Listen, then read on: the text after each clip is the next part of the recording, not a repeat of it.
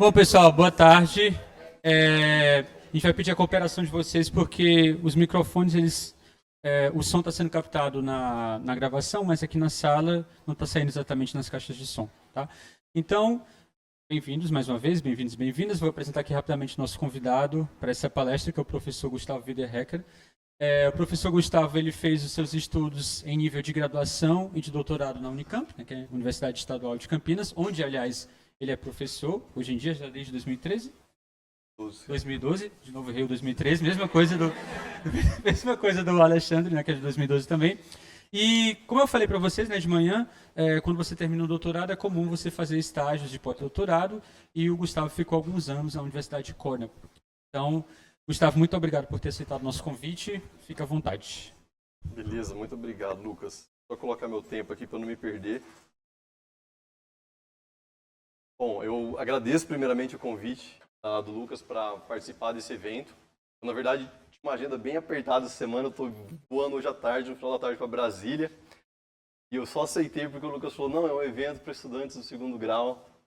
Eu acho que é uma sempre das coisas que a gente entende, né, como sendo talvez a parte mais importante da transformação da ciência brasileira, que é capturar o interesse da juventude, vocês, para continuar movendo a máquina científica e, com consequência, o progresso social, cultural, industrial do país. Tá?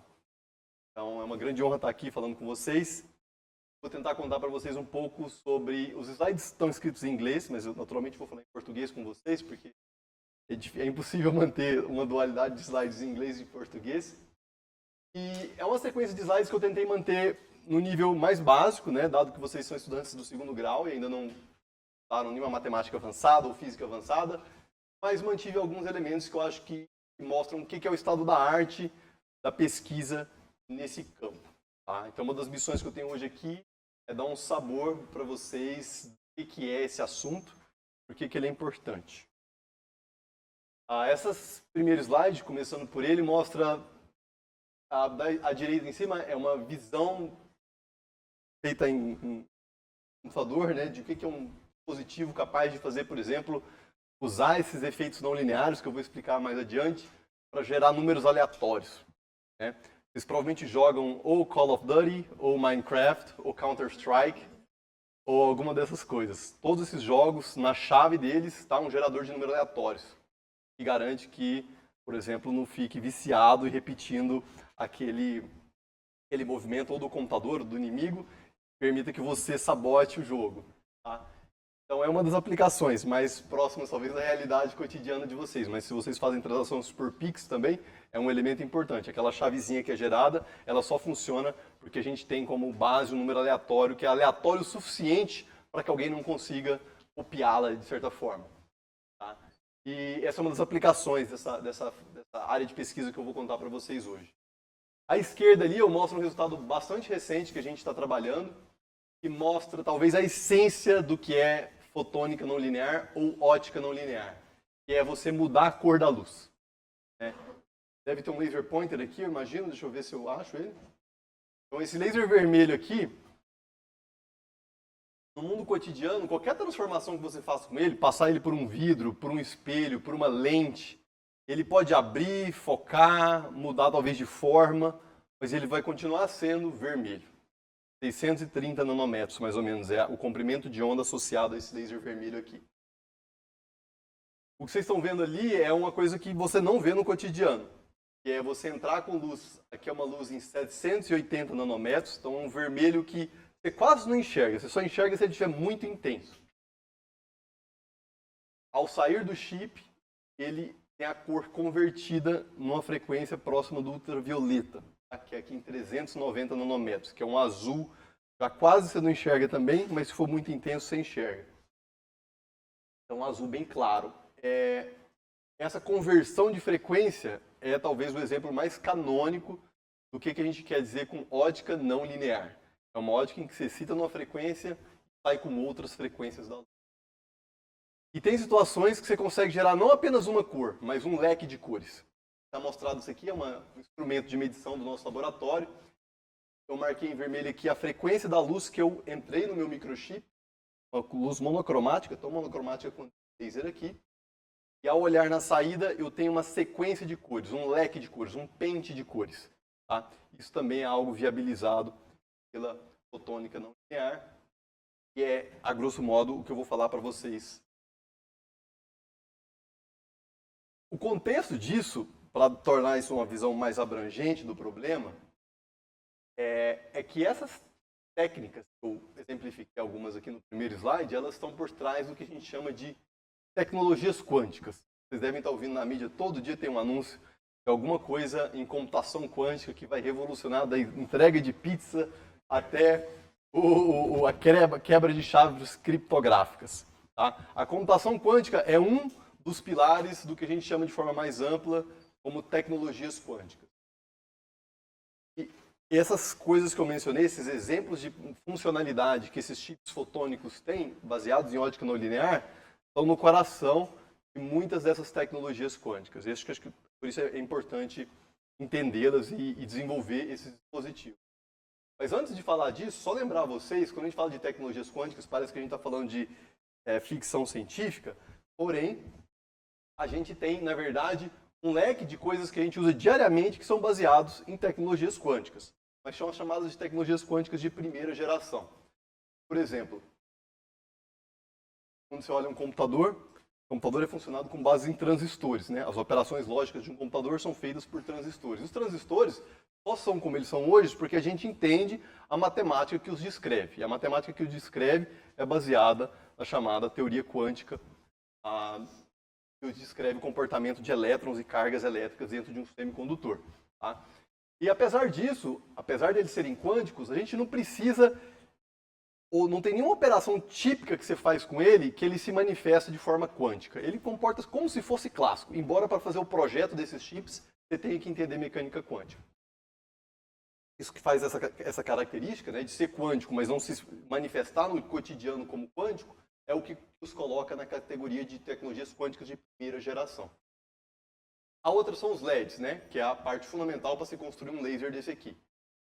Os LEDs também são baseados na transformação de cargas que são positivas e negativas, que se aniquilam e se tornam partículas de luz, fótons. Também é um processo descrito pela mecânica quântica, mas que, a grosso modo, pode ser descrito de forma clássica. Lasers, né? Como esse aqui. Lasers são fundamentais, desde as cirurgias de retina, que porventura vocês, de oftalmológicas, né, que porventura vocês tenham feito aí para resolver problemas de miopia, até cortar chapa de aço com precisão absoluta. Essa é uma tecnologia viabilizada por lasers. Ou comunicações óticas, né, que é o que viabiliza a infraestrutura da internet hoje, é baseado em lasers. Também é considerado uma tecnologia quântica de primeira geração. A outra são as fotodetectores, né, que convertem luz em sinal elétrico, que é o coração do Instagram, do Snapchat, sei lá qual outra rede social vocês estão usando hoje, mas tudo que vocês postam ali que tem foto passa por um processo quântico de conversão de fótons em partículas elétricas. GPS parece uma coisa mundana, né? Hoje em dia você usa o Waze, eu só cheguei aqui nesse horário porque eu tinha o Waze ligado no meu computador. O GPS só consegue ter a precisão que ele tem porque ele é sincronizado com o relógio atômico. Então, embora o GPS em si seja muito clássico, no sentido que ondas de radiofrequência e tudo mais, a escala de tempo que o GPS marca é baseada no relógio atômico. Sem ele, a gente não teria a precisão de metros que a gente tem hoje no GPS. Talvez tivesse precisão de dezenas de metros, ou centenas, ou mesmo quilômetros. Tá? E, por fim, outras coisas. Por exemplo, scanners de ressonância magnética nuclear, painéis solares, e desenvolvimento de substâncias químicas, tudo isso passa de alguma forma por conhecimento e domínio que a gente tem na mecânica quântica, que aconteceu aí no primeiro os 20, 30 anos do século XX. Fundamentos que sustentam essas teorias foram desenvolvidos. É importante lembrar que naquela época, se você ler os artigos científicos que foram publicados, nenhum deles pensava, uma das aplicações disso aqui vai ser o GPS. Uma das aplicações vai ser o laser. Né? Esses conceitos surgiram depois. Então isso mostra a importância também da gente sustentar a ciência básica. Porque é a ciência básica que promove a revolução tecnológica, talvez não daqui a 5 anos, mas talvez daqui a 50 anos. Então quando as perguntas ficam, as pessoas questionando que a gente deve ou não desenvolver uma ciência puramente utilitarista, no sentido que a gente tem que resolver as coisas do amanhã, quando você resolve as coisas do amanhã, você perde a oportunidade de resolver as coisas que vão mudar nossas vidas daqui a 50, 100 anos. E talvez definir até a nossa própria existência. Só para vocês terem uma noção de números, né? A União Europeia de Física fez um estudo de quanto de dinheiro essas coisas geram. A estimativa é que a gente gera na Europa, tá? Cerca de 4,5 trilhões de euros por ano. É uma economia do Brasil, mais do que do Brasil, só baseada na indústria dependente dessas tecnologias que eu mencionei aqui hoje, emprega cerca de 17 milhões de pessoas, tá? Então, quando eu falo de tecnológico ser pautado nisso, é desse tipo de impacto que eu estou dizendo. E aí vem a segunda onda, ou a segunda revolução quântica. A segunda revolução quântica, ela explora conceitos mais sutis, que foram bem desenvolvidos aí mais para o final do século XX, aí, década de 60, 70, em que essas coisas começaram a ser exploradas com mais detalhe, que é o princípio da incerteza, né, em que as coisas não têm um valor absoluto bem definido. Por exemplo, posição e velocidade podem ter uma certa conjugação entre essas variáveis que impossibilita você saber a posição e a velocidade de um objeto com precisão absoluta. Você tem um limite para isso. Né? Tem a questão do emaranhamento, que é essa propriedade em que partículas distantes, mesmo separadas por galáxias de distância, exibem correlações. Aí as correlações determinam propriedades dessas partículas, independente da distância que elas se encontram. E a superposição, eu coloquei a versão do Garfield ali, a representação mais clássica do tal do gato de Schrödinger, né, aquele paradoxo dele estar vivo e morto ao mesmo tempo, que é a base para você garantir a escalabilidade exponencial que a gente vê anunciada em computação quântica. Um dos princípios fundamentais que sustenta essa escalabilidade é o fato de que o seu 1 e o seu 0 no computador quântico pode estar simultaneamente entre 1 e 0 ou em qualquer combinação deles. Aí são os principais da computação quântica. Só para continuar no Garfield, né? O Schrödinger colocou essa ideia do gato de Schrödinger ainda na década de 20, e depois disso tiveram várias demonstrações experimentais de que isso é real, que não é uma hipótese, não é um experimento mental, né? São propriedades reais da matéria do mundo macroscópico que a gente vive. E uma busca bastante recente, esse é um artigo que saiu na Science, uma revista bastante importante na área de ciência, de 2023, que é uma pesquisadora, era o grupo lá em Zurique, nessa área, que é a UN2.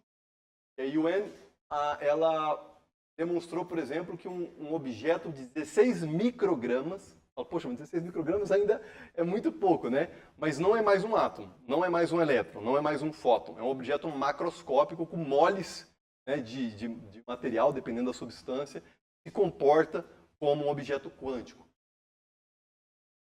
Então, aqui para representar que não é mais o gato de Schrödinger, é alguma coisa muito maior que o gato, e exibe essas propriedades quânticas. Ou seja, a gente já saiu da ideia de que a mecânica quântica só se aplica a objetos microscópicos individuais e sim estados macroscópicos da matéria. Tá?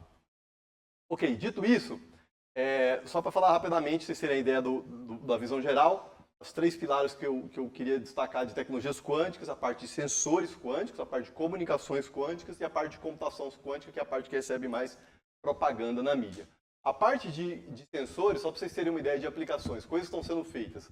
Por exemplo, gerar sensores que permitem detectar a rotação da Terra com uma precisão jamais vista. Tá? Você consegue detectar que a Terra está girando simplesmente usando um sensor quântico que monitora a fase acumulada pela luz ao circular um caminho de uma direção em outra direção. Sem entrar em detalhes, essa é uma das aplicações de sensores quânticos. Não é possível com um sensor clássico na mesma precisão que é feita aqui. Outro que eu acho muito interessante é o magnetômetro, que pode ser usado na forma de um capacete. Está vendo essa estudante de doutorado aqui, que trabalha na época? Ela está jogando ping-pong, está sendo monitorada em tempo real. São as correntes elétricas no cérebro da pessoa. Isso foi medido com magnetômetros quânticos. Então, é um mini sensor de campo magnético, é um átomo, na verdade, sente o campo magnético e, ao sentir o campo magnético gerado pelas correntes do cérebro, reorienta sua ressonância óptica, sua absorção óptica. E essas fios saindo são fibras ópticas que levam e recolhem luz da cabeça dela. Então, percebe? Envolve átomos, envolve lasers, envolve detetores de processamento, transistores que veem esse sinal e transformam ele em algo palpável. Então é um exemplo de tecnologia quântica. Você não está mais falando só da física fundamental que governa como que o campo magnético afeta um dado átomo, mas sim como é que você constrói algo funcional, um dispositivo que pode ser comercializado e pode, por exemplo, revolucionar imagens médicas a partir desses conceitos de física básica. É outra parte de microscopia. Consegue enxergar coisas que outrora estariam submersas no ruído. O sinal está lá, mas você não consegue medi-lo. E aí esses Quantum Enhanced Microscopy, microscopia melhorada por efeitos quânticos. Você injeta estados da luz que são quânticos, estados especialmente preparados, e esses estados especialmente preparados vão te dar uma resolução, uma sensibilidade melhor do que os sistemas clássicos. Tá? Comunicações, talvez seja a parte mais madura de todas essas tecnologias. Hoje existe na China uma rede com mais de 5.000 quilômetros de extensão que usa distribuição de chaves criptográficas através de uma rede quântica que é impossível ser detectada por espiões. Na verdade, ela pode ser detectada, mas assim que o espião detecta, você sabe que ele detectou, então você interrompe a comunicação. Isso está sendo muito pautado, né? Você pode imaginar a China e Estados Unidos, essa disputa que a gente está vendo hoje em dia rolando no Oriente, isso aqui é um assunto bastante importante.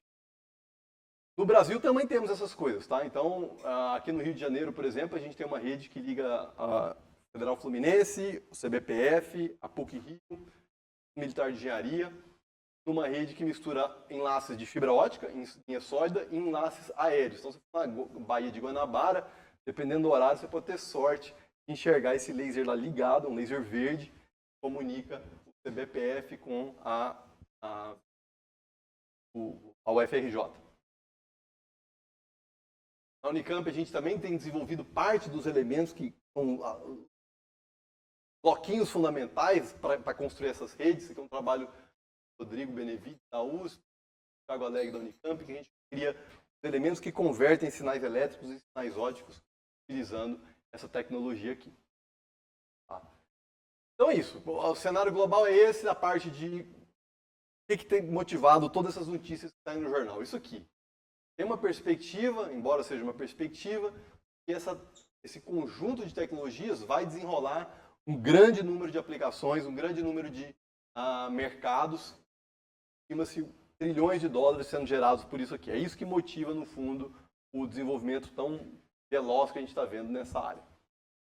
E para isso, você tem que usar diferentes tecnologias. Tem qubits, né, os elementos básicos da sua computação quântica vão ser baseados ora em circuitos supercondutores, ora em íons que são aprisionados, ora em vou entrar em detalhes, mas esses qubits topológicos, centros de cor em diamante e silício, quantum dots de silício e também, aí eu queria chamar a atenção, os qubits fotônicos, tá? Que é a fotografia de um chip, um processador fotônico quântico, baseado nesses efeitos. E para fazer esse tipo de coisa aqui, é fundamental e necessário ótica não linear. Não consegue fazer operações de geração dos estados quânticos da luz sem ótica não linear. A outra coisa muito importante de ótica e dispositivos em geral é alimentar isso aqui. A gente tem hoje uma rede de 5 bilhões de quilômetros de fibras óticas instaladas mundo afora, e a alimentação dessas fibras óticas por lasers, o processamento dos sinais dessas fibras, a detecção, a conversão em sinais de radiofrequência e tudo que acontece é baseado nesses dispositivos. Então, a internet, como a gente conhece hoje, não seria possível sem esse avanço. Você entrar num data center lá do Facebook ou do Google, ou qualquer um desses grandes operadores, o que você vai ver são esses computadores. Cada computador desse aqui tem um monte de transistores operando suas perguntas do chat GPT, e a pergunta do chat GPT tem que comunicar com os demais, para poder ter paralelismo. Isso é feito através desses cabos amarelos, que parecem macarrão, mas que são fibras óticas. Tá? Então, isso é algo real, né? Isso aqui é tecnologia empregada e você só consegue usar o chat GPT como você usa hoje por causa desse tipo de tecnologia. Tá? É baseado em fotônica, em ótica não linear. Por exemplo, a conversão de um sinal elétrico em um sinal ótico é exclusivamente feita através de um dispositivo baseado em ótica não linear. E em que isso é feito? Isso é feito em silício, tá, gente? Essa principal plataforma que é explorada hoje, explora-se o silício para fazer esse processamento da luz. A razão que se explora o silício é porque o silício é o material mais bem dominado pelo ser humano até hoje. Por causa da eletrônica, por causa dos computadores, celular, tudo que a gente usa hoje baseado em eletrônica, a gente desenvolveu uma indústria muito forte, muito madura para fabricar silício. São os tarugos de silício. cada um desses tarugos é cortado em lâminas, essas lâminas são chamadas wafers de silício. E a gente tenta fazer hoje no campo da fotônica é usar esses mesmos wafers para fazer não eletrônica, para fazer chips fotônicas, chips que conduzem a luz. Uma foto de microscopia mostrando um desses canais, então uma espécie de um fio, entre aspas, para a luz, percorrendo um chip eletrônico, que é um trabalho da IBM de 2012. Antes disso aqui virar uma realidade. Hoje já é uma realidade, se você for em qualquer sistema de transmissão e comunicação, esses dispositivos de fotônica de silício sendo utilizados em empresas brasileiras envolvendo isso aqui. Na Campinas, por exemplo, tem uma. Ok, com isso, esse preâmbulo longo, eu chego no ponto que eu queria, que é da ótica não linear. Tá? Então, para entender por que é ótica não linear, primeiro a gente tem que pensar que a não linearidade vem do fato de que você está forçando os seus elétrons que estão no material de forma muito intensa. Esse forçar muito intensamente depende do quê? Da intensidade da luz. Então, esse laser tem aproximadamente 1 miliwatt, provavelmente de intensidade, de potência ótica, e essa potência está distribuída numa área que é, sei lá, talvez 2 milímetros de raio de diâmetro aqui dessa bolinha. Tá? E aí a energia toda está distribuída ali. Isso define uma amplitude do campo eletromagnético. Esse campo eletromagnético força os elétrons. Né? Força é a carga vezes o campo. A carga é a carga do elétron e é o campo elétrico da luz. Então, só para vocês terem uma ideia, quando a gente fala de fibra ótica, que é o que a gente usa todo dia para comunicar na internet, fotônica integrada, eu queria dar uma escala de diferença de intensidades óticas que a gente está falando. Então, numa fibra ótica, só para vocês terem uma ideia, o diâmetro do núcleo, onde a luz realmente é guiada, tem cerca de 8 micrômetros. Tá? Um fio de cabelo tem mais ou menos 100, é um décimo de um fio de cabelo. É onde a luz é realmente confinada numa fibra. O que confina essa luz ali? Reflexão interna total. Vocês aprenderam isso provavelmente em algum curso de ótica geométrica já, certo? Quando você tem uma diferença de velocidade da luz, uma diferença de índice de refração, a luz é rechicoteada e dependendo desse contraste, desse batente de índice de refração. Então, havendo reflexão interna total, você consegue guiar a luz e propagar ela pela fibra ótica. Na fibra ótica, a diferença de índice de refração é muito pequena. Então, a velocidade da luz na região central e a velocidade da luz no entorno, a diferença é mínima. Tá? É da ordem de 0,05. Então, é como se fosse o N do núcleo aqui, é 1,45 mais ou menos. A luz viaja um pouco mais lenta que ela viajaria no ar, né? Lembrando que no vácuo, o índice de refração é definido como 1, que é a razão entre a velocidade do meio, a velocidade da luz, e a velocidade do meio. Como a velocidade do meio tende a ser menor do que a velocidade da luz no vácuo, esse número geralmente fica maior que 1. Então, é 1,45 e o outro número está lá na terceira casa, é 1,45, tá, e 1 aqui, o 0,5. Então, a diferença é muito pequenininha. Tá? Isso permite você confinar a luz em regiões relativamente grossas, grandes, 8 microns. Quando você vai para a fotônica integrada, o que a gente faz? Qual que é o truque? A gente aumenta esse batente. Faz com que a diferença de velocidade da luz entre o material que confina a luz e o entorno seja muito maior. Tá? Por exemplo, a gente pode ir para silício, eu falei de silício, o índice de refração do silício é 3,45. Então a gente sai do vidro, em volta tem vidro, no núcleo tem silício.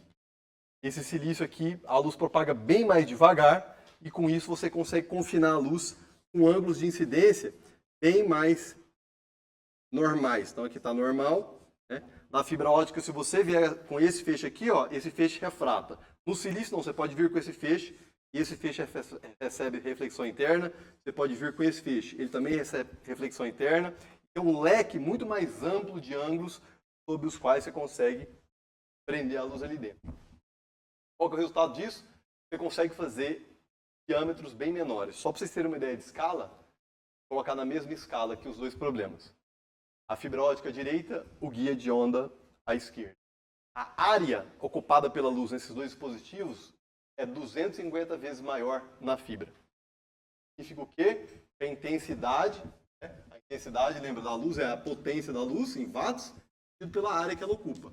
Então esse fator aqui é 250 vezes maior na fibra ótica. Significa o quê? Com a mesma potência, a intensidade é 250 vezes menor.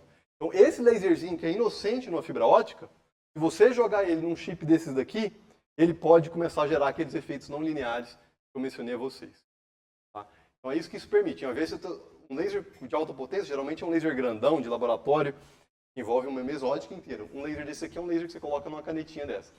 Então, esse tipo de dispositivo, ele traz um outro patamar de potência que viabiliza você fazer efeitos não lineares, explorar efeitos não lineares.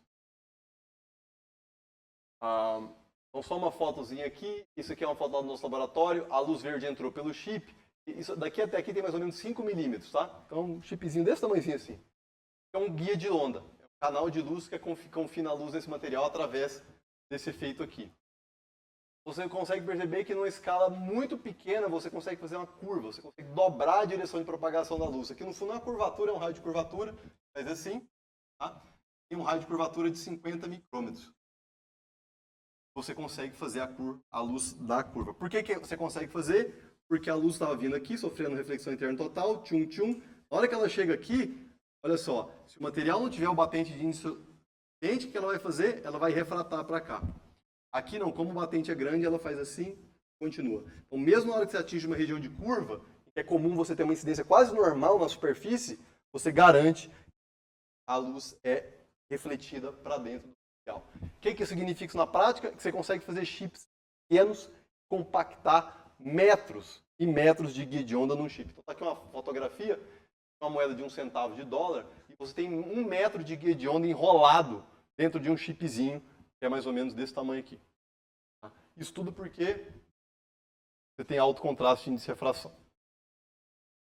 Vou mostrar isso aqui, que é um detalhe. A outra coisa que você consegue fazer é armazenar a luz, tá? Guardar a luz por um certo tempo.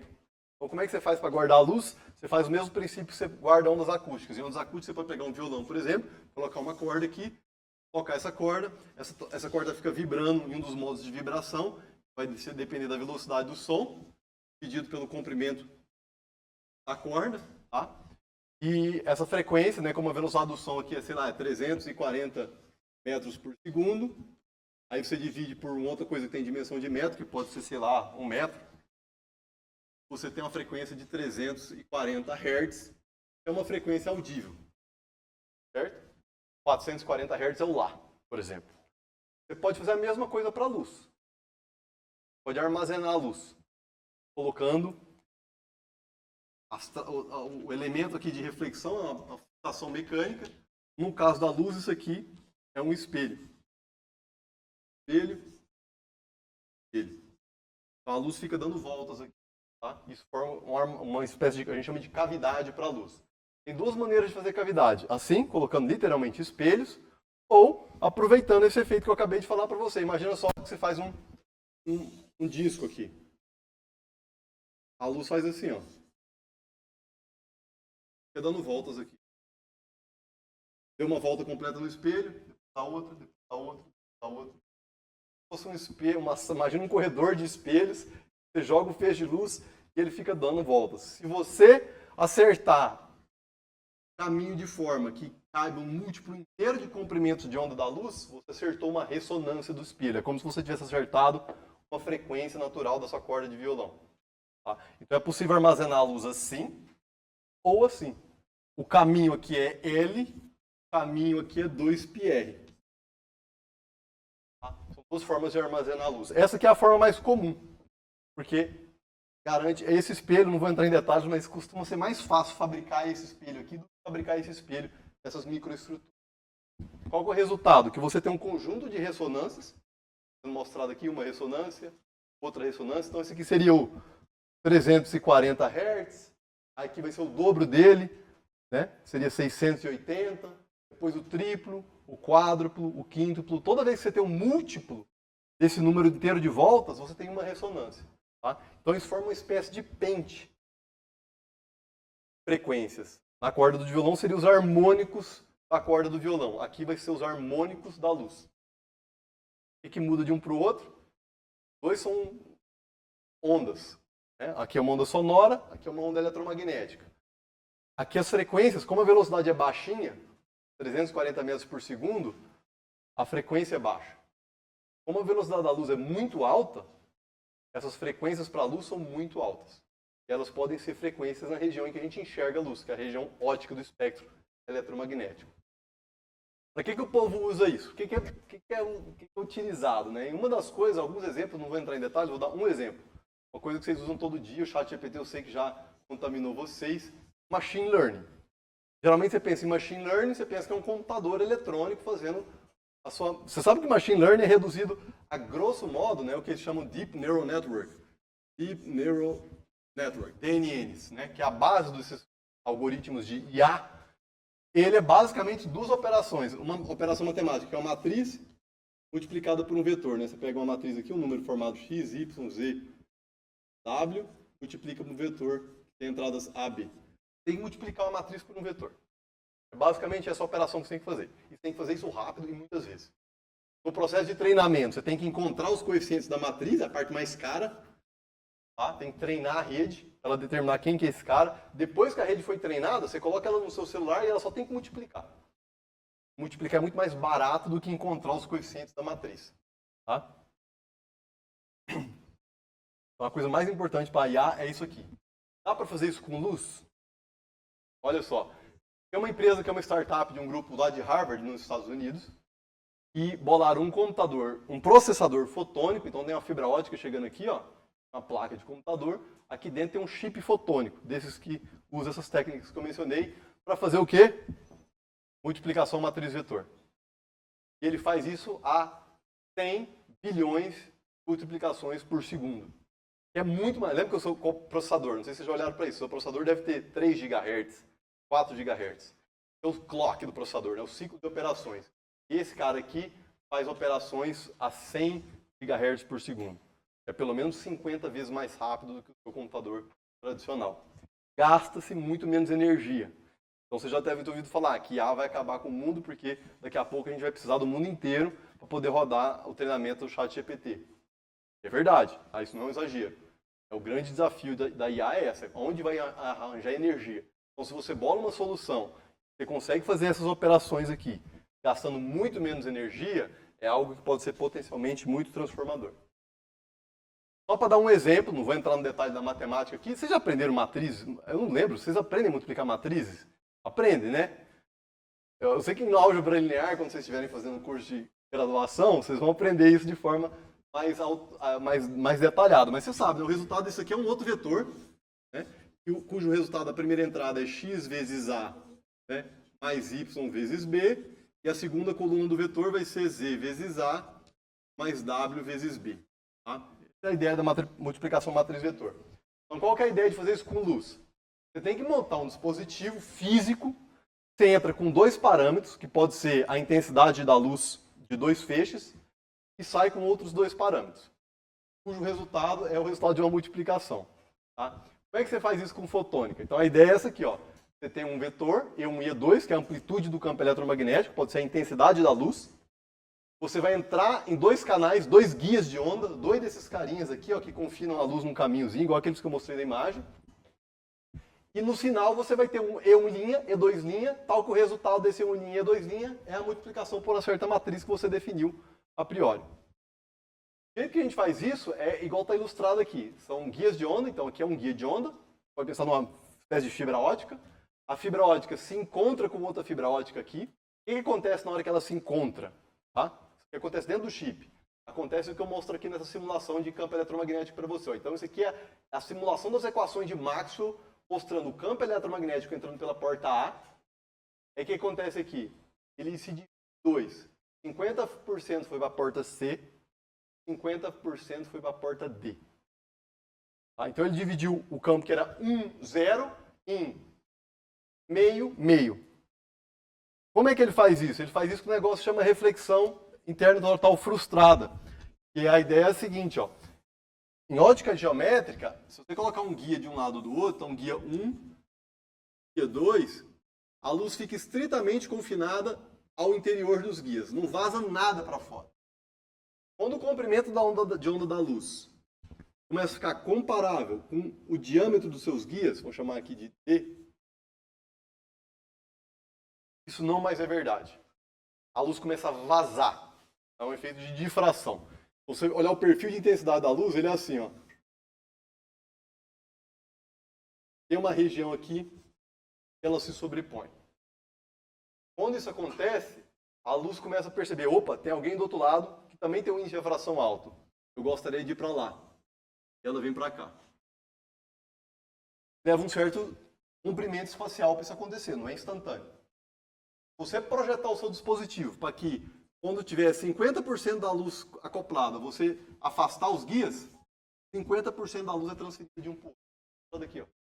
Então eu projetei essa distância aqui para que exatamente 50% da luz fosse para um lado e para o outro. Essa é a ideia. Como é que você distribui a luz entre dois caminhos? Após distribuir dois caminhos, o que eu faço? Eu propago esse 50% para cá e para cá. Faço de novo uma junção dessa, que eles vão se misturar e vão sair para cá e para cá. O que eu faço aqui no meio? Aí entra o controle dos coeficientes da matriz. Eu altero a velocidade de propagação da luz, aplicando, por exemplo, um sinal elétrico ou aplicando calor, tá? Um microaquecedor. Ao fazer isso, ao aplicar esse aquecedor aqui, eu altero a fase da luz. Lembra que a luz é uma onda, certo? Então, se eu somar vale com uma soma de ondas que estão assim, ó, vale dessa onda soma com o pico dessa onda soma com o vale daquela, dá uma interferência que a gente chama de destrutiva. A soma das ondas, vocês já viram isso na onda de piscina, se anula. Se eu somar agora com uma onda alinhada, tá assim, eu vou para uma situação de interferência construtiva, elas se somam. Quem que define se a onda está alinhada assim ou assim? É o quanto que ela atrasou. Quando eu esquento o material, eu mudo a velocidade de propagar, a onda vai para frente e vai para trás. Então, através desse elemento elétrico, que é movimentado por um transistor, eu configuro esse valor aqui para que nessa ponta eu consiga controlar arbitrariamente o que a gente chama de fase da luz. Se ela está aqui, se ela está aqui, se ela está cá, ou no estado intermediário. Ao fazer isso, eu seto o valor φ aqui. Tá? Não vou entrar nos detalhes, mas são três matrizes. A primeira matriz, outra matriz que atrasa um em relação ao outro, outra matriz que mistura os dois em 50. O resultado disso é representado na forma dessa matriz, em que eu controlo completamente o valor desse coeficiente e desse coeficiente mudando o valor de φ, que é o elemento de controle ali. Talvez me alonguei demais aqui, mas só para dar uma ideia para vocês. É assim que você constrói um multiplicador de matrizes baseado em luz. E ele trabalha na velocidade da luz. E ele dissipa muito menos energia que o seu transistor. Tá? Isso aqui também é a base para fazer computador quântico fotônico. Você usa exatamente esse mesmo elemento. Então, você entender como é que a luz pode ser usada para multiplicar matriz, você também entendeu como que a luz é utilizada para fazer portas lógicas num computador quântico fotônico, em que você decide se a luz vai sair como 1 ou 0, se esse vetor aqui vai ser 1 em cima e 0 embaixo, ou 0 em cima e 1, ou meio e meio, ou qualquer combinação dos dois, através desse elemento de controle aqui. Os chineses fizeram isso. Tá? É uma versão macroscópica, não é integrada em chip, mas é uma versão literalmente de free space. É o grupo do Chaoliang Lu, do Jiang Weipan, tá? Na província de Zhejiang, na China, que fica ali mais ou menos perto de Xangai. E eles publicaram esse artigo mostrando que você consegue fazer essa computação quântica, utilizar isso, por exemplo, para simular o espectro de algumas moléculas. Tá? Só para dar uma pitada de aplicações possíveis desse elemento tão simples quanto esse multiplicador de matriz. Ok, deixa eu falar um pouco de ótica não linear, porque eu estou gastando mais tempo do que eu queria. Vocês podem me interromper, tá, gente? Só assim, dúvida? Para.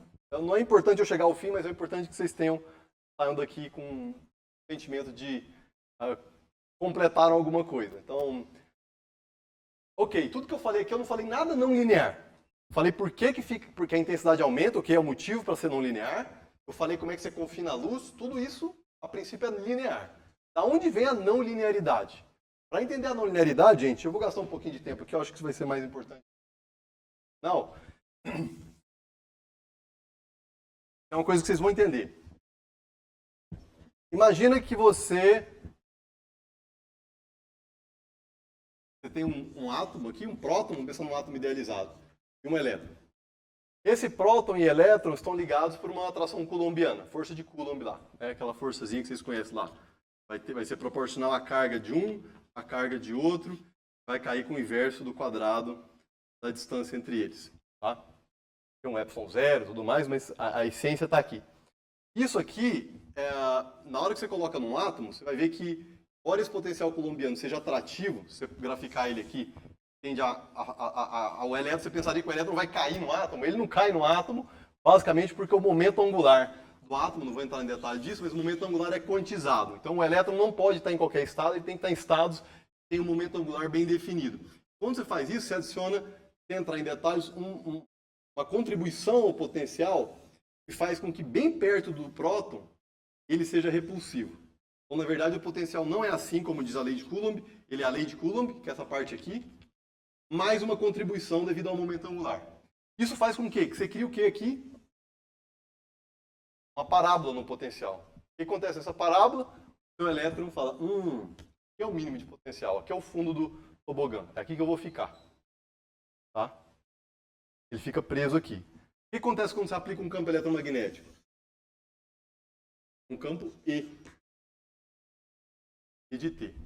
E de T aplica uma força no elétron. A força F é a carga do elétron vezes o campo. Esse campo faz esse elétron fazer o quê? Oscilar.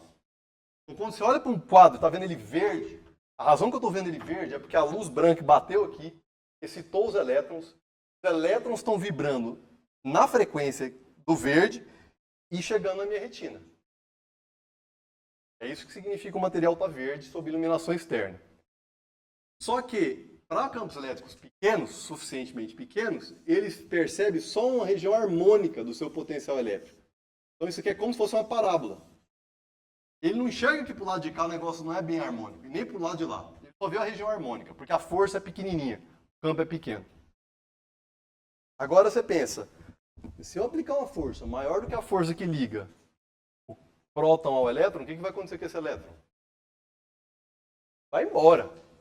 Quando acontece relâmpago, é exatamente isso aqui. É um campo elétrico tão intenso que ele ioniza o material. Ele arranca elétrons do material e nesse processo de ionização eles emitem luz azulada, luz branca. Mas se você não chegar tão longe assim, a ponto de destruir o átomo, né, de arrancar o elétron do átomo, você vai estar numa região em que o movimento não é mais harmônico. Então essa força em função do tempo não é mais uma força que resulta num deslocamento em função do tempo, x de t, né, x é a coordenada radial do elétron, que não é mais linear. É o que eu estou mostrando naquele vídeo ali. Ó. Imagina que eu tenho o potencial harmônico aqui é harmônico. Tá? Mas lá para a ponta ele começa a ficar anarmônico. O que acontece? Se eu considero termos que são o termo quadrático dessa parábola, dessa curva, né? Não é mais uma parábola, o termo cúbico, você vai ver que o movimento do elétron segue essa coisa aqui que não é mais harmônica. Ou seja, eu injetei um seno no começo, movimento harmônico, e não saiu só um seno. Saiu um seno e com outros termos desse seno. Esses outros termos são as outras cores. Então a origem da ótica não linear nada mais é do que o movimento do elétron não senoidal. É isso que são as novas cores. Tá? Uma cor é o seno de ômega 1, é o seno do ômega que você incidiu. Aí aparece também um seno de 2 ômega t, aparece um seno de 3 ômega t, segundo harmônico, terceiro harmônico, quarto harmônico. Se você colocar combinações de senos, eles começam a misturar um com o outro, porque seno de A mais B ao quadrado, aparece o produto de senos, vira uma bagunça. Tá? Resultado, você entra com luz monocromática, sai luz colorida do outro lado. Isso aqui eu vou passar meio rápido, porque eu acho que não vai caber no nosso tempo. Mas o que é isso aqui? Lembra que eu falei da nossa cavidade? Que ela tinha frequências ecoespaçadas. Fala, tá bom, você quer usar isso aí para gerar novas cores. Aonde, em que frequências que essas novas cores vão aparecer? Quem determina isso? É aleatório? Eu jogo... Tem essa questão aqui, né, as frequências que são os harmônicos, tem as combinações de cores, mas o que define em que posição que essas cores vão aparecer? O que define é em que frequências a luz é intensa. Intensa o suficiente para gerar efeitos não lineares. São as frequências que cabem no meu ressoador. Ou seja, que são armazenadas aqui. Porque só as frequências que são armazenadas é a nota do seu violão que você ouve com bastante intensidade. Por quê? Porque ela ressoa, ela vibra com amplitude maior. Então a luz que é ressoante com essa cavidade, né, ômega 1, 2 ômega 1, 3 ômega 1, esse pente de luzes, cores, eles ficam com a intensidade grande, e ao ficar com essa intensidade grande, eles podem entrar nesse regime de induzir não linearidades e, portanto, mistura de cores, que é algo que a gente não vê no dia normal. Então tem duas coisas importantes aí, aonde as cores estão. Então eu tenho que acertar a posição das ressonâncias. Na minha corda do violão é apertar ali o botãozinho de sintonia da corda. Aqui também tem um negócio parecido, não vou entrar em detalhes, mas é possível fazer isso. Está vendo que eu estou ilustrando aqui? Ó? Você ajusta a posição das cores de forma que elas fiquem onde você precisa que elas fiquem. Resultado. Eu juro que essa é a única equação que tem aqui, mas vocês ainda não têm maturidade para entendê-la, mas é uma equação diferencial parcial não linear. Nome feio, né? Mas ela basicamente, a gente chama de ela equação não linear de Schrödinger. Ela parece a equação de Schrödinger dos átomos, mas ela tem uns termos tipo campo elétrico ao quadrado aqui, umas coisas estranhas. Mas o que ela faz? Ela descreve a dinâmica. Então, ao invés de explicar essa equação para vocês, que não vale a pena, vou mostrar para vocês quão rica é a dinâmica desses sistemas num vídeo em que eu vou explicar só o que é cada um desses gráficos para vocês conseguirem apreciar o vídeo. Então, o que eu fiz aqui? Eu tenho um desses anéisinhos, eu vou injetar luz nele. Vou entrar aqui, tá? Monocromática, tipo esse laser vermelho. Eu vou graficar a intensidade do campo eletromagnético em função da coordenada do meu anelzinho. Então, φ é a minha coordenada aqui, ó. No gráfico do meio, eu vou mostrar para vocês a intensidade da luz. Essa escala de cor representa vermelho muito intenso, azul pouco intenso. Tá? E está em escala logarítmica. Assim, que daqui para cá tem uma diferença brutal. Tem um fator 100, um fator 10.000, um fator 6 ordens de grandeza, um fator 8 ordens de grandeza e assim por diante. Então, eu vou animar esse vídeo, vocês vão ver o que? Essa linha tracejada andando significa eu sintonizando a frequência da luz para ficar cada vez mais próximo de uma dessas ressonâncias em que a luz entra e é aprisionada no meu ressoador. E quando ela é aprisionada, a intensidade dela vai lá para cima e começa a gerar a bagunça não linear. Aqui embaixo, só para simplificar a vida de vocês, eu fiz um corte, ou seja, eu traçar a intensidade desse gráfico ao longo desse eixo, eu vejo, aqui você está vendo um pico, outro pico, então esses picos aqui, ó, tá? Esse aqui eu não preciso prestar atenção por enquanto, então eu queria que vocês prestassem atenção aqui e aqui. Eu vou pausar o vídeo em alguns momentos. Então eu comecei, ó, laser monocromático, só tem um pico, tá vendo? Então esse laser vermelho aqui. Estou sintonizando ele, estou aproximando da ressonância. Na hora que ele começou a entrar em ressonância, o que eu já vi? Eu vi, ó, vários picos foram formados. Aonde esses picos estão? Exatamente nas posições das ressonâncias dessa cavidade. É como se fossem os harmônicos da minha corda de violão. Lá, o dobro do lá, o triplo do lá, e assim por diante. Isso aqui já gerou 1, 2, 3, 4, 5, 12, 15 cores diferentes. Mas eu não estou satisfeito ainda, eu vou continuar chegando mais próximo da ressonância. O que eu vejo aqui? Ó? Eu já não vejo mais uma senoide, eu vejo uma curva meio estranha aqui, não é mais simplesmente uma senoide. Aí eu entro nessa região aqui, gente, que a gente chama de região caótica. Aqui, olha só quantas linhas apareceu aqui. Tem mais ou menos uns 250 cores de luz sendo geradas simultaneamente nesses dispositivos. Só que ao fazer isso, elas começam a trocar energia entre si e entram num regime totalmente caótico. Então eu olho para o perfil de intensidade ao longo da minha cavidade, é como se minha corda de violão estivesse maluca, assim, sabe? Tipo, sacudindo para todo lado. Beleza, mas tá lá. Então esse é um ruído. Você não ia enxergar, não ouvir nada. Aí vai chegando outra região, que eu vou parar de novo aqui. Vocês estão vendo que a coisa começou a ficar um pouco mais ordenada. Eu começo a... Essa região caótica começou a surgir ordem. Tá? A gente chama isso de solitons.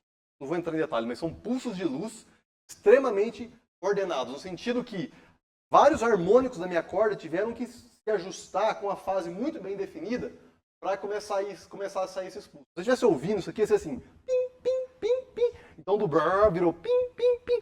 Pulsos de luz saindo. Cada pulso desse tem mais ou menos 1 segundo dividido por 10 elevado a 15 de duração. É um femtosegundo, ou dezenas de femtosegundos, dependendo do seu dispositivo. São pulsos extremamente curtos, tá? Mas caóticos. Não, desculpa, saí da região caótica, entrei numa região mais ou menos ordenada. Eu consigo ouvir barulhos, mas eles não estão perfeitos ainda. Eu continuo ajustando essa sintonia da luz, tem uma frequência específica que eu chego, uma frequência mágica.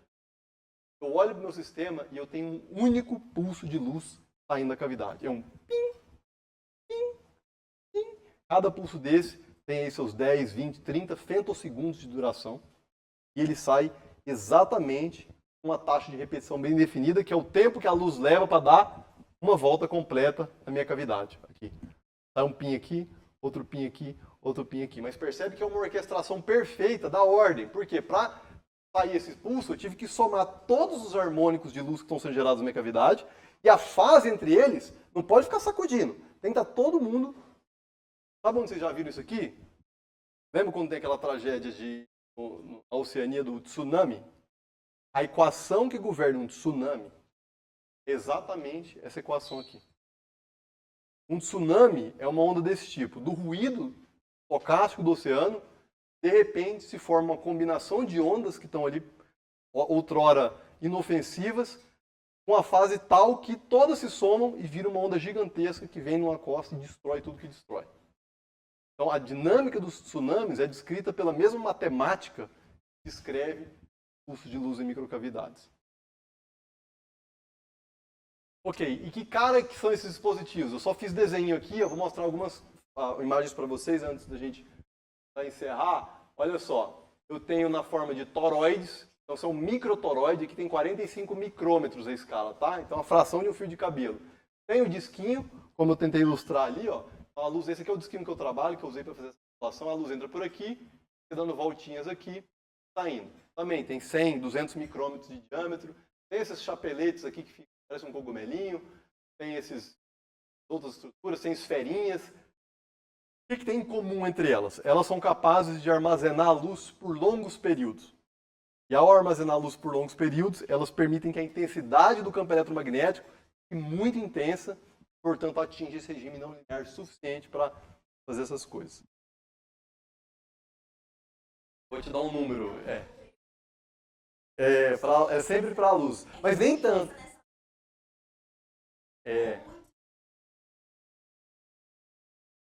Ótimo. Excelente pergunta.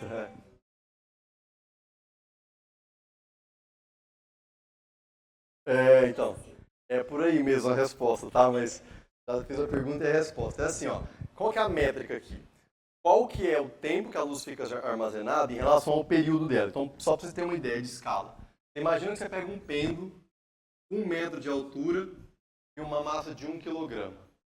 Certo? Se você fizer isso, no campo gravitacional, o período do pêndulo vai ter raiz de L e G aqui, certo? Quanto maior o L, maior o período. Então vai ser proporcional à raiz de L sobre G.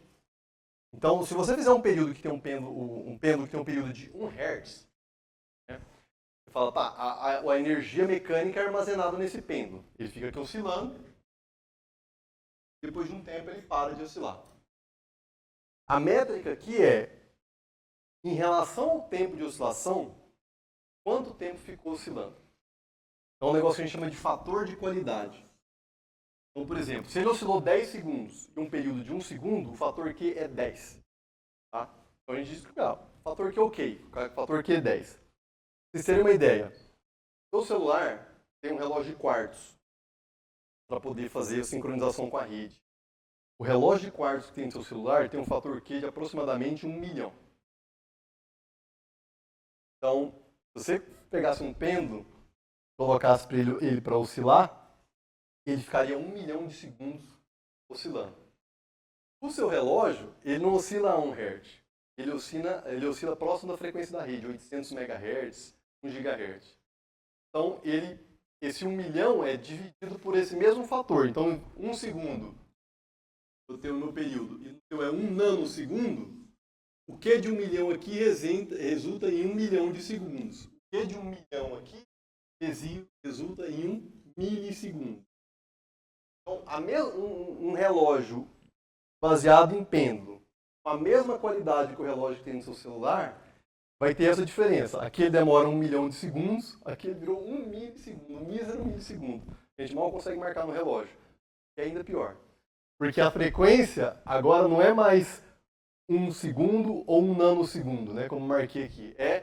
Às vezes, 1 femtosegundo ou 10 femtosegundos. Então, no melhor dos casos, vou te dar um número. Eu acho que são essas escalas aqui, ó. Essas esferas. Elas são as esferas mais perfeitas que tem o melhor fator de qualidade. A gente geralmente está falando de 1 a 5 microsegundos. Tem papers, talvez, que chegarem em recorde de 10, 20 microsegundos. É muito pouco. Mas é o análogo a ter um pêndulo que com 1 milhão de segundos oscilando. Que seria um período absurdo.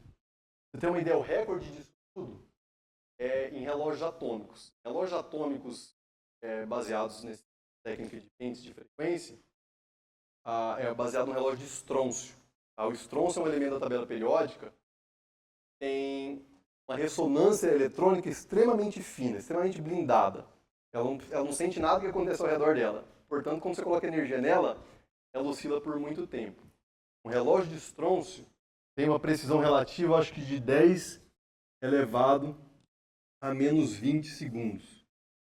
Precisão relativa a 10 a menos 20. Então, para 1 segundo a 10 a menos 20 segundos. Isso aqui significa que se você colocasse um relógio de estrôncio para oscilar lá no Big Bang, hoje ele ainda estaria oscilando. Entendeu? Então tem essas coisas. De repente você chega nos números absurdos. Esses relógios de estrôncio são usados, por exemplo, eles são tão absurdos que se você pegar ele e fizer assim, ó, muda o tempo. O campo gravitacional mudou. Então ele é um relógio que ele é sensível a alturas mundanas, como 1 metro de diferença no campo gravitacional da Terra.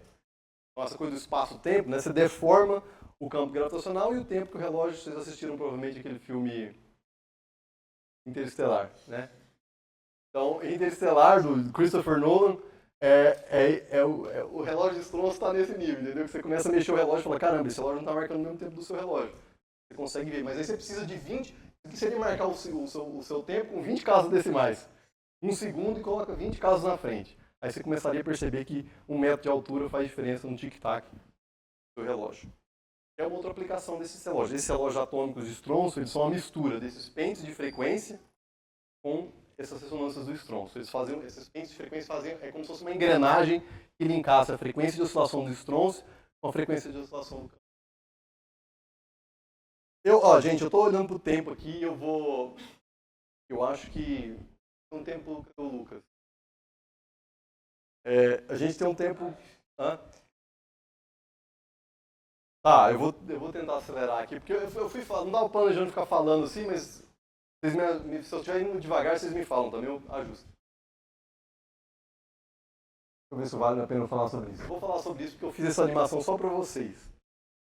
Que é outra aplicação disso. Então, uma delas é gerar esses pentes coloridos. Tá? Tem aplicações desde os relógios atômicos até a geração de estados quânticos da luz para fazer computação quântica. Essa é uma das frentes de pesquisa. A outra é você quer gerar cores muito bem definidas. Um exemplo disso é um processo que a gente chama de oscilação paramétrica degenerada. É um nome feio para um negócio simples, que é o seguinte. Eu quero vir com uma certa cor de luz. Imagina meu eixo de frequência aqui. De ômega P e de pump. Pump é bomba, é um laser forte. Eu quero gerar 2 feixes na metade da frequência. Então, é como se fosse um fóton convertido na frequência ômega P, ele tem energia H barra ômega P, e ele vira 2 fótons, 2 vezes um H barra ômega S. A energia é conservada, o número de fótons cria 2 fótons, mas a energia é respeitada nesse processo. Tá? Esse processo chama conversão paramétrica descendente, e se tiver uma ressonância aqui, uma cavidade e uma aqui, eu posso usar isso para fazer uma espécie de laser. Um laser diferente. Por quê? Porque a energia do laser não está vindo, por exemplo, dos átomos emitindo luz. Ela está vindo do processo não linear que eu mostrei ali, que é o sacudir do elétron de forma muito não harmônica. Então, se eu fizer isso, esse processo é exatamente análogo a uma coisa que vocês conhecem de certa forma, que é o pêndulo. Geralmente o pêndulo, o oscilador harmônico, já fizeram o oscilador harmônico, né, irmão?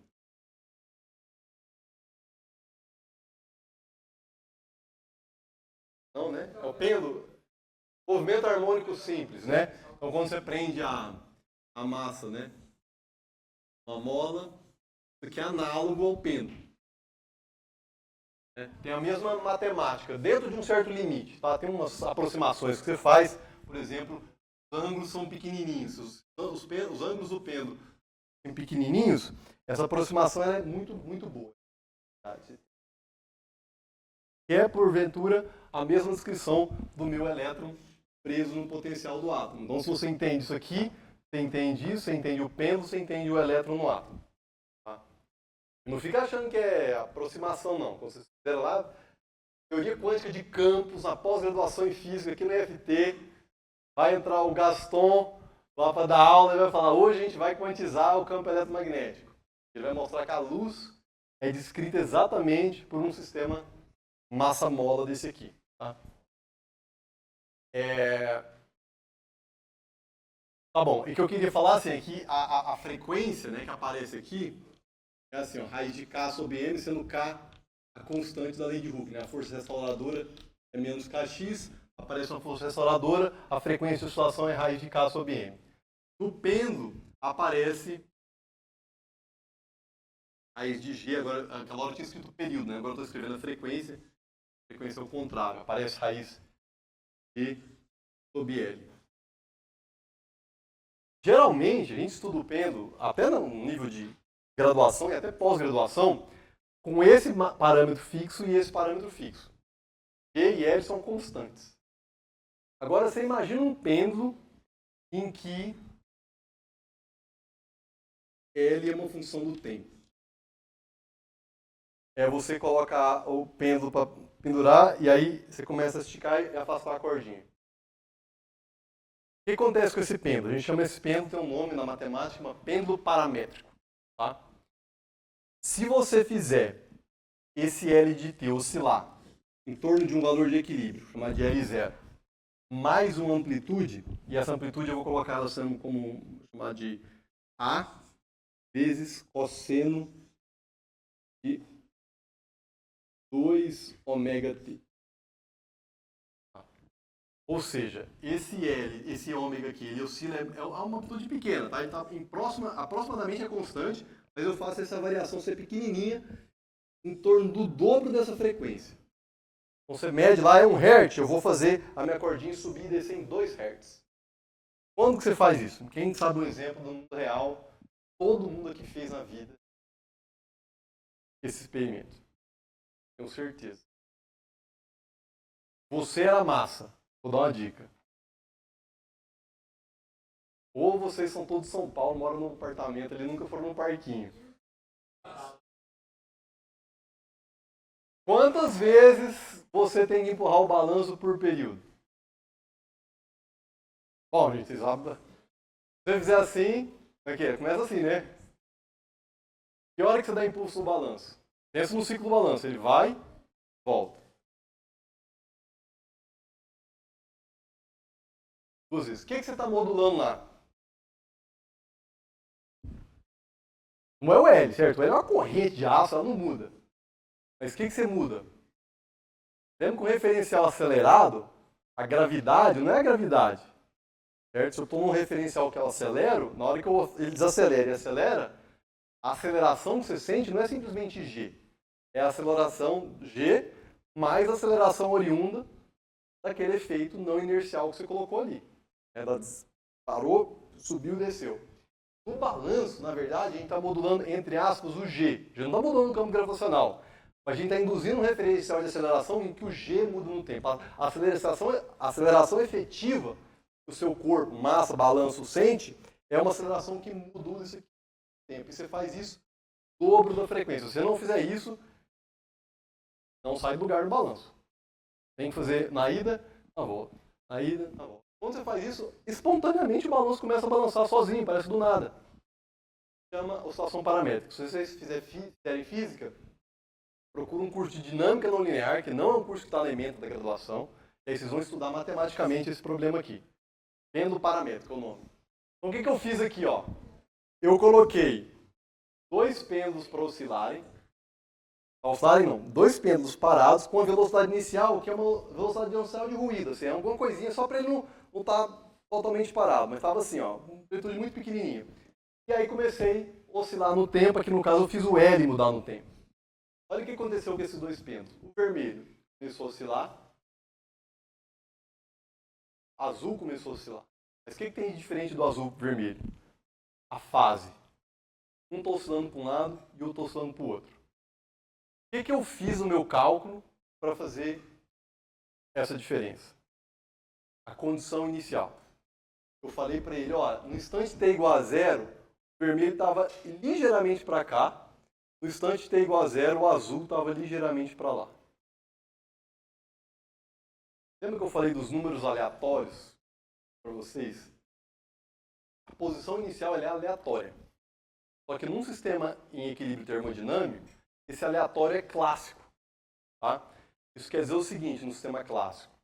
Se eu soubesse a posição de todas as bolinhas, igual ao jogo da Mega Sena, é aleatório. Mas se você conhecesse a posição e velocidade de todas as bolinhas, o fluxo de ar, tudo que está ali, com precisão muito alta, a princípio você conseguiria simular e prever exatamente o resultado do jogo da Mega Sena. Por que você não consegue? Porque é um sistema com aquela turbulência das bolinhas, é um sistema tão complicado que se você errar por epsilon o valor da velocidade do vento, você provavelmente a bolinha que vai sair não é o 2, é o 3, e aí você não consegue prever o jogo. Mas fundamentalmente, a mecânica clássica consegue, a partir de um conjunto de condições iniciais, prever a evolução de sistemas. A luz, gente, não é um campo clássico, ela é um campo quântico. E ela tem uma vantagem. A temperatura, a ocupação térmica, né? Você pensa que o pessoal de eletrodinâmica quântica de campos fala que a luz é uma excitação de um campo. Né? Qual o campo? O campo eletromagnético. Esse campo eletromagnético, mesmo quando a temperatura é zero, ele tem uma amplitude. Então, se você olhar em função do tempo, o campo eletromagnético está fazendo assim, ó. É uma variável aleatória, ele está oscilando. E essa amplitude de oscilação, na média, é zero. Mas tem uma energia associada a ela. Qual que é a energia? 1/2 de H barra ômega. É a energia de ponto zero. Não tem o que fazer. Você pode ir lá para o fundo do universo, não tem nada. O campo eletromagnético vai ter uma amplitude associada à energia de 1/2 de H barra ômega. Tá? A natureza dessa oscilação, puramente quântica. Não adianta saber a posição das bolinhas inicialmente. A natureza quântica disso aqui faz com que isso aqui seja genuinamente aleatório.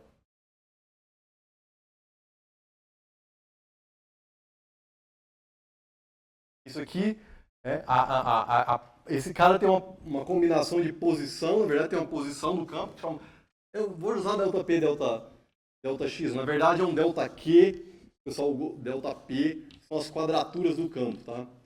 Que é a amplitude do campo e a fase do campo. Então, se você olhar, representar o campo magnético num diagrama, o momento e a posição dele são representados, ele em vez de um ponto, ele é uma bolinha. O diâmetro dessa bolinha quer dizer o quê? Que ser uma bolinha? Se você tenta medir a posição, ela nunca está no lugar, ela está variando. Se você tenta medir a velocidade, também está variando. Mas peraí, campo eletromagnético tem posição e velocidade? Não. Isso aqui é a amplitude, então é A cosseno de ômega t mais uma fase. Esse φ aqui tem a ver com uma das quadraturas e esse aqui tem outro. Então a amplitude tem uma variaçãozinha e a fase tem uma variaçãozinha. E a amplitude e a fase seguem um princípio de certeza. Assim como posição e velocidade seguem um princípio. Tá? E a incerteza quântica mínima possível é essa. E é fundamentalmente aleatória. Mas o que eu queria destacar com isso? Que ser fundamentalmente aleatório impede, mesmo você tendo conhecimento do sistema, que você consiga prever a condição inicial. Então, se você gerar um gerador de número aleatório, baseado numa oscilação do campo eletromagnético, e não de um pêndulo desses daqui, você gerou um gerador de número aleatório genuinamente aleatório. Pelas leis fundamentais da física e da mecânica quântica, são aleatórios. Não adianta seu inimigo do Counter-Strike querer te pegar, que aqui ele não tem conversa. Enfim, só para mostrar uma aplicação, isso aqui é usado, tá, gente? Então, esses mesmos dispositivos, esses mesmos disquinhos, sob condições especiais, eles são usados para fazer isso aqui. Geração de números quânticos aleatórios. É uma aplicação muito importante desse tipo de dispositivo. E o processo é matematicamente análogo ao pêndulo paramétrico. Tá, mas o que está mudando lá? Aqui eu estou mudando o L.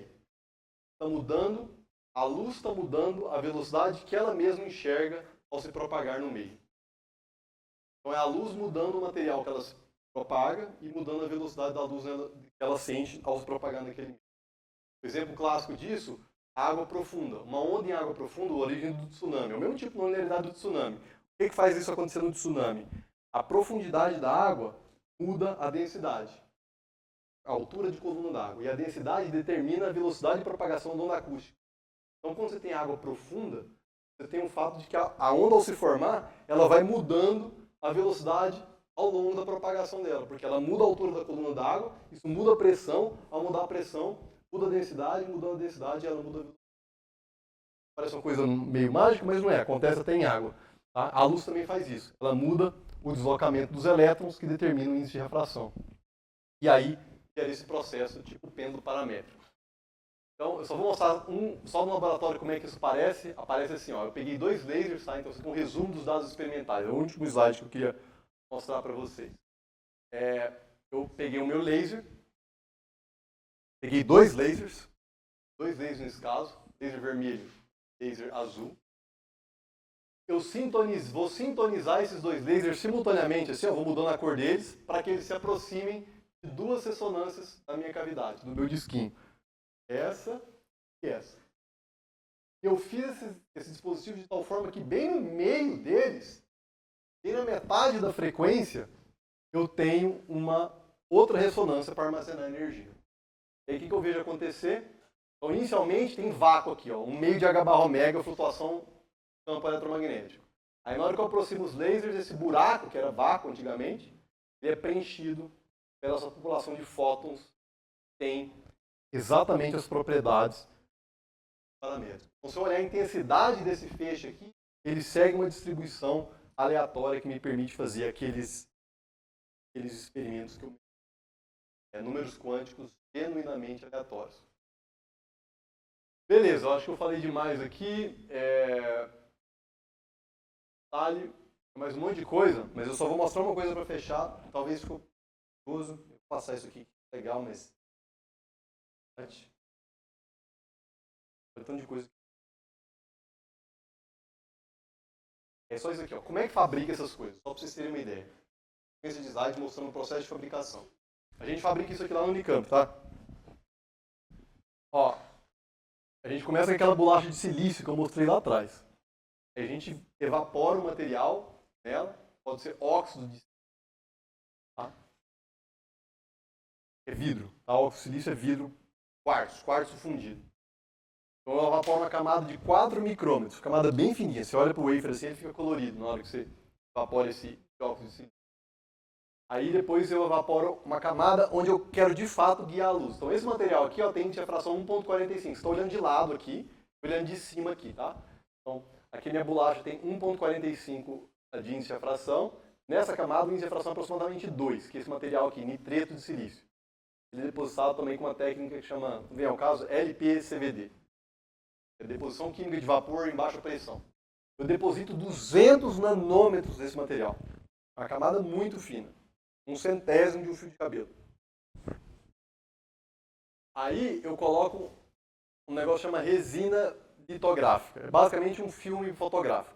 Tá? Essa resina, eu tenho que gravar um padrão nela. Tá? Então vamos supor que eu gravei o padrão de um disquinho. Quis fazer um disquinho. Ao invés de uma rosquinha, eu fiz um disquinho. Eu faço isso com uma técnica que chama litografia, ou litografia de feixe de elétrons. Isso aqui é a mesma técnica que é usada para produzir transistores lá na TSMC, lá em Taiwan, que é a indústria que alimenta o principal fabricante de semicondutores do mundo. O segredo é quão pequeno você consegue fazer esse negócio aqui. Tá? Na Unicamp a gente tem um sistema que permite fazer isso com 15 nanômetros. Tá? Então a resolução é altíssima. Então eu gravei, como se fosse um filme, expus o meu filme, depois coloco isso aqui numa solução que lava fora essa parte que eu não quis e deixou exposta só essa região roxa aqui. Revelei, eu chamo isso de processo de revelação. Aí eu faço corrosão por plasma. Eu coloco isso aqui num plasma e eu gero esse plasma por descargas elétricas, ele ataca o material quimicamente e remove o material de cima. Tá? E aí eu posso também usar a outra etapa, que aí eu passo acetona, tá? De remover esmalte, removo o resto da resina. Falo isso pra minha filha quando ela tá passando aquele negócio na mão. Eu falo, você sabe que esse é o mesmo negócio que é usado para remover fotorresina, que é um produto altamente cancerígeno, né? Mas, enfim, ela continua usando a tal da acetona. É, eu tenho certeza que aqui também tem gente que usa. É, e aí eu coloco aqui a parte mais agressiva, é ácido fluorídrico. O ácido fluorídrico, gente, é o pior ácido que existe na história, porque ele é um ácido fraco, ele tem o pH baixo, pH próximo de 7, pH alto para um ácido, mas ele é extremamente, ele difunde muito fácil pela camada. Então, ele lava vidro como se fosse água. Se jogar ácido fluorídrico assim numa tapa de vidro, igual cai água na areia, sabe? Que tipo, faz um buraco assim, ácido fluorídrico faz em vidro. Então, é um material extremamente perigoso. Felizmente, não é usado para remover esmalte. E ele corrói por baixo a estrutura. Ele arranca isotropicamente. É como se fosse água lavando areia, literalmente. E aí, quando eu faço a imagem de microscopia, eu fiquei só com a tampinha, olha só, a tampinha de nitreto de silício, que é resistente ao ácido fluorídrico. Embaixo tem um pedestal, sobrou um pirulitinho, e aqui tem 2 micrômetros a escala. Então é como se fosse fazer engenharia de construção, só que tudo na microescala. Você tem que prever as etapas para poder obter o resultado final, e a luz vai circundar essa estrutura aqui. Tá? E aí eu projeto o tamanho dela para que ela seja ressoante com a cor que eu desejo da luz, ou com as cores que eu desejo da luz. Tá? Isso a gente tem aqui no Brasil, a Unicamp é um dos lugares que tem essa estrutura. Vocês vão visitar os Sirius amanhã, né? Lá no CNPEM também tem um laboratório que chama LN Nano, que é o laboratório de nanofabricação do CNPEM, que é um dos laboratórios do Brasil que também tem essa tecnologia de fabricação dessas coisinhas aí. E para fechar, eu queria só fazer um anúncio, só para vocês terem uma perspectiva. Como é que o Brasil está nisso? Vocês são brasileiros, sabe? Provavelmente a maioria de vocês vão continuar aqui na graduação e tomara que depois no futuro, quando se tornarem profissionais. A FAPESP, né, que é a Fundação de Amparo à Pesquisa do Estado de São Paulo, lançou um programa recentemente, que é o programa QTIA, tá? É um programa que é uma iniciativa em tecnologias quânticas que prevê desenvolver a força de trabalho, ter projetos de pesquisa, essa infraestrutura caríssima de fabricação, só para dar um exemplo. Uma dessas máquinas que está no Unicamp custou 3 milhões de dólares. Então não é uma brincadeira ou uma pesquisa particularmente barata, tá? É uma pesquisa cara. Então, quando você faz pesquisa cara, naturalmente a pressão para que isso gere algum tipo de resultado econômico cresce. É claro que você quer fazer ciência básica, ponto que eu falei no primeiro slide, mas você também quer fazer algo que tem um potencial de inovação. Então, é um programa que também tem tido muita pressão, muitas iniciativas no sentido de fomentar startups, que a gente chama de deep techs, né, que são startups de hardware, que as pessoas vão construir essas coisas, pacotar de forma que seja entregável na forma de um produto. Pra vocês terem uma ideia, hoje o Banco Bradesco e o Banco Itaú têm grupos trabalhando em tecnologias quânticas. O Itaú tem um grupo grande, a fundadora que lidera lá é a Samurai Brito, e ela tem uma equipe inteira, acho que tem 10, 12 pessoas trabalhando abaixo dela, no Itaú, pensando em como usar esses recursos de tecnologias quânticas para fazer as ações renderem mais, né? Naturalmente. Mas só para dizer que esse assunto saiu do ambiente puramente acadêmico e tem uma grande penetração no mercado também, então acho que é um misto legal, coisas fundamentais como o pêndulo paramétrico ou as flutuações do vácuo, mas também aplica-se a problemas que são urgentes na sociedade. Tá? Então a FAPESP tem um programa de 30 milhões de dólares nessa temática, próximo 5 ano passado. Parece distante de vocês, mas vocês estão fazendo o quê? Segundo ano? Terceiro? É. Então, a segunda rodada do programa, vocês vão estar fazendo doutorado. Então, quer dizer, é um programa de 15 anos, tá? Então, um investimento. Então, não é tão longe assim. Vocês vão ver que mais cedo do que parece, vocês vão estar fazendo iniciação científica, trabalhando em assuntos que vão tocar, tatear problemas aí. Com isso, eu agradeço primeiro as agências de fomento, tudo que eu mostrei aqui é financiado, com recurso público principalmente. Feito aqui no Brasil, tem parcerias internacionais, mas a equipe é um grupo grande, aqui lá no Unicamp, tem o meu grupo, o grupo de colegas que estão no Centro de Fotônica da Unicamp. É lá que, claro, tudo que eu mostrei aqui, a maior parte do crédito são estudantes que estão desenvolvendo lá no laboratório, enquanto eu estou aqui falando para vocês. Tá? Então é isso. Com isso eu agradeço. Fico aberto se tiver mais alguma pergunta também para responder todas.